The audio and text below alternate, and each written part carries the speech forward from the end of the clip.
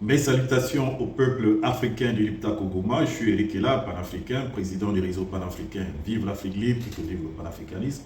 Nous faisons immersion du côté de la Côte d'Ivoire où il y a une tension politique palpable à 6 mois des élections présidentielles. Je vous souviendrai que l'élection présidentielle aura lieu en Côte d'Ivoire en octobre et il y a comme une tension palpable à cause de beaucoup de personnalités politiques de grand nom qui risquent de ne pas participer à cette élection. Le président Laurent Gbagbo toujours part sur la liste électorale. Les militants et sympathisants du PPACI, les bloqueurs, les cadres mènent un combat pour que le nom du président Laurent Gbagbo y soit. Nous avons Tidiam Thiam qui a des problèmes au niveau de sa nationalité ivoirienne, qui n'a pas été reconnue par le tribunal parce que la loi 48, je crois que c'est ça, ne permet pas à un Ivoirien, quand il perd il prend une autre nationalité, il perd forcément sa nationalité. Et à partir de ce moment, on veut nous faire croire que Tidiam Thiam devient un apatride, puisqu'il a renoncé à sa nationalité française pour pouvoir participer justement à ces élections. Guillaume Soro est dehors, il vit à l'étranger, il est en exil. Il a fait dernièrement une tournée au Ghana, on va y revenir.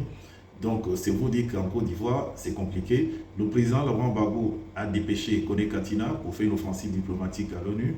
Nous avons eu les retombées. Là, il y a des représentants de l'ONU qui ont été reçus par le président Ouattara, par Laurent Gbagbo, par des gens du PDCI RDA de Tidiam Thiam, pour essayer de trouver un consensus avec tous les partis politiques qui ont pignon sur rue au niveau de la Côte d'Ivoire.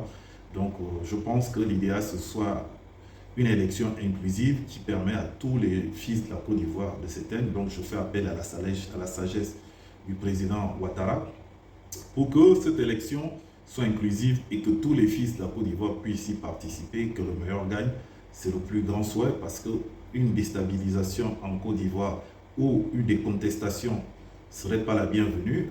On a déjà des problèmes à stabiliser le Sahel avec des djihadistes sponsorisés, financés par une partie de la communauté internationale, un groupe d'intérêt international, qui ne veulent pas nous voir souverains. Vous savez, il y a une différence entre l'indépendance et la souveraineté. Donc les pays du Sahel se battent pour la souveraineté. Et ce sont des germes qu'avait déjà planté Laurent Gbagbo à l'époque, comme l'a si bien dit Tamana Bikas, même si ça lui a coûté ce que ça lui a coûté. Il parlait justement de la démocratie, de la souveraineté véritable, de négociation, des contrats avec des partenaires les yeux dans les yeux, etc. Je vous laisse avec une vidéo du président Laurent Gbagbo recevant justement les responsables de l'ONU en Côte d'Ivoire. Moi, je vous dis au revoir pour un prochain podcast. Que Dieu vous bénisse depuis vos différentes positions. A reçu en audience une délégation de l'Organisation des Nations Unies ce vendredi 18 avril à son cabinet. La délégation était conduite par le secrétaire général adjoint Leonardo Santos Simao, représentant spécial du secrétaire général de l'ONU pour l'Afrique de l'Ouest et le Sahel. Au menu des discussions, il y avait essentiellement les conditions d'élection apaisées en Côte d'Ivoire.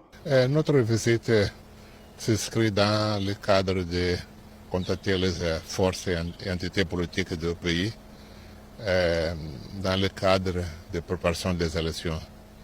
Nous écoutons les uns et les autres et nous demandons de partager leur vision sur l'état de préparation du pays, quelles sont les préoccupations qui se posent et comment travailler ensemble pour surmonter ces difficultés.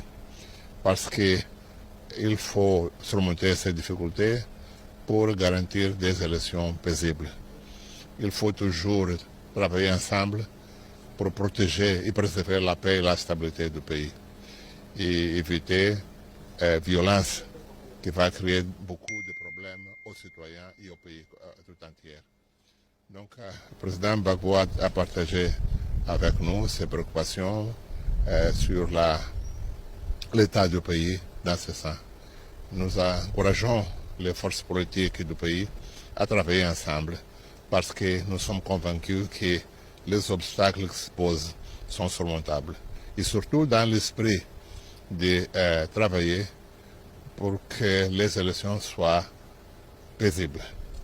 À cette occasion, le président du PPACI était entouré du président exécutif Sébastien Dano Guégué et plusieurs responsables du parti. Pour rappel, le président Laurent Gbagbo avait déjà annoncé la venue de cette délégation au cours d'une réunion du comité central en janvier dernier. Aujourd'hui, c'est chose faite. La délégation est en Côte d'Ivoire en vue des